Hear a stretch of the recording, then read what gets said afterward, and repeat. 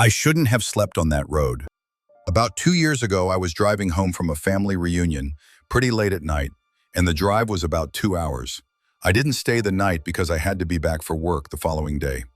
Most of the drive was on roads with dense bushes and trees on either side, the real creepy ones you see a lot in movies. Anyway, I had been driving about 45 minutes, and I was starting to get really tired.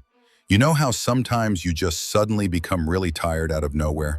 Well, yeah, that happened to me. I knew I wasn't going to last, but I didn't come across any place that I felt I could park and safely sleep. Anyway, after it became clear to me that I wasn't going to find a place to pull up and my tiredness wasn't going away, I did something very questionable.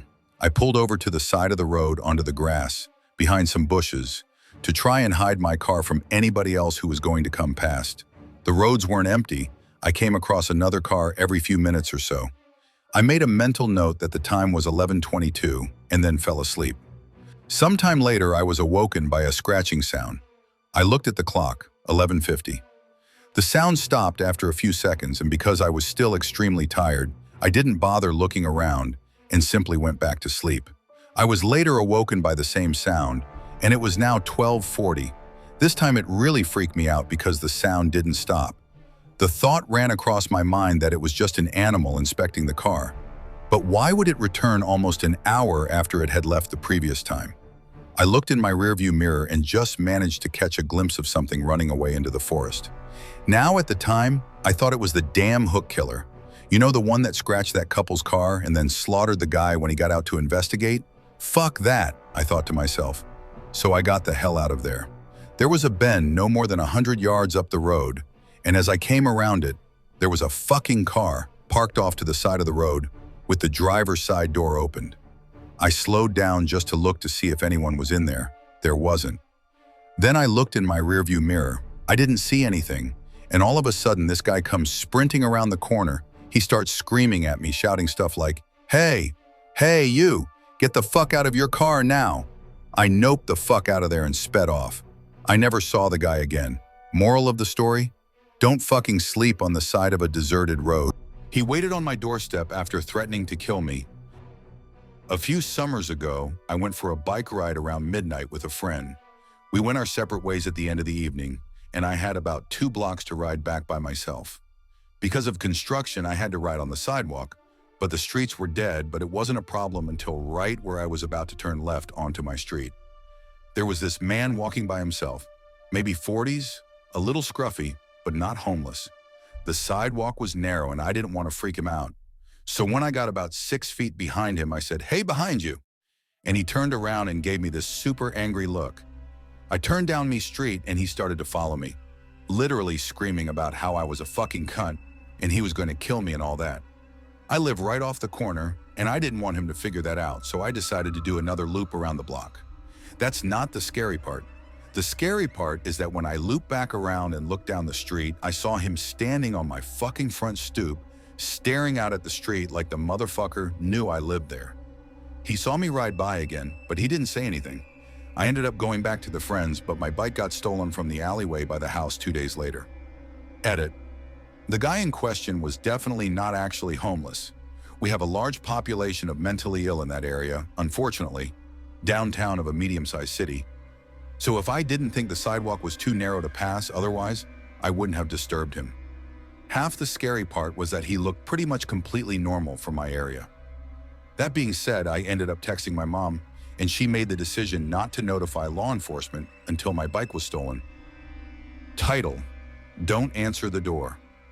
It started with knocking, soft, persistent tapping at the front door of my apartment at 3:12 a.m. I live alone. I wasn't expecting anyone, and the hallway light outside was out, leaving the peephole useless. I stood frozen, heart hammering.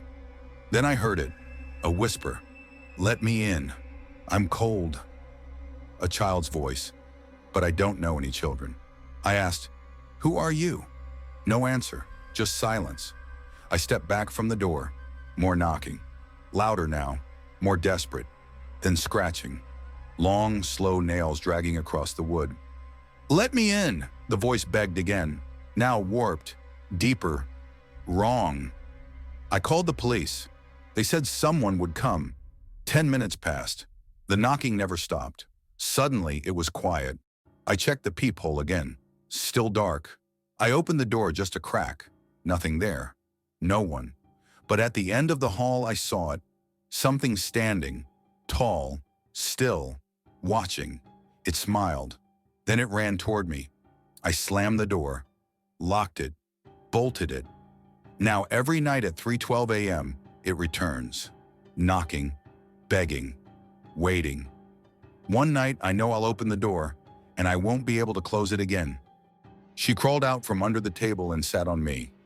When I was in high school, I had a really good friend who lived next door to a house that was always up for sale. People would move out in the middle of the night without a word, and it hadn't had the same owner for more than 6 months straight for a couple of years. One night we were really bored and he suggested we go explore the house next door, since it had sat empty for a while. We go round back, and there's a dog door that he can crawl through, and he unlocks the door and lets me in. The house itself is really unremarkable.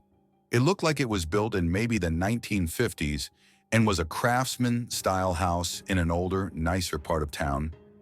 My friend's house was similarly built. The kitchen had a really nice built-in breakfast table set against a picture window. The house's electricity was off, but you could see the street light through the window.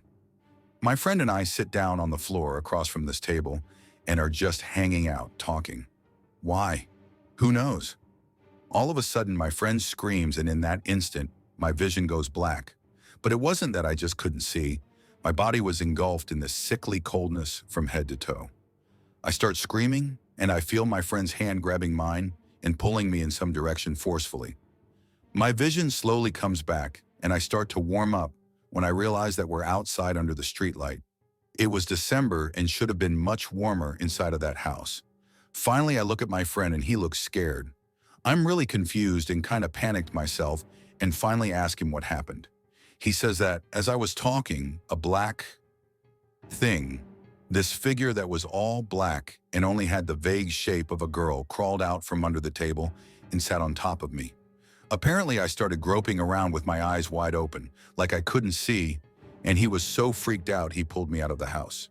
We're still friends, and we bring it up every now and then, but the story itself never changes, and it still sends chills down my spine. To this day, I've never felt such blackness or coldness in my life. It was palpable, almost sticky. For a couple of days afterward, I couldn't shake this unsettling feeling, and I could never walk past that house again. Ugh, I'm scared to get out of bed now. I woke up and it was staring at me. I was 16 and woke up in the middle of the night to seeing my clothes being rustled about in my doorway. After washing my clothes, I like to hang dry them on my doorframe. I notice some really gray, veiny-looking legs, and then I see these really long, pointed sticks moving through my clothes. It took me a second, but my sleepy eyes adjusted to see one of the most grotesque, demon-looking motherfuckers I have ever seen. He was extremely skinny and had a distended stomach.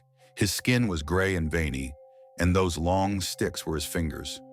His chin was long, his eyes had no lids on them, and were unusually big. His tiny mouth was in a pucker and moved like he was eating an imaginary lollipop. His hunchback looked as though it tore out of the strange hospital gown he was wearing. He just stared at me, and I tried to scream my grandmother awake, who was sharing a room with me for the weekend.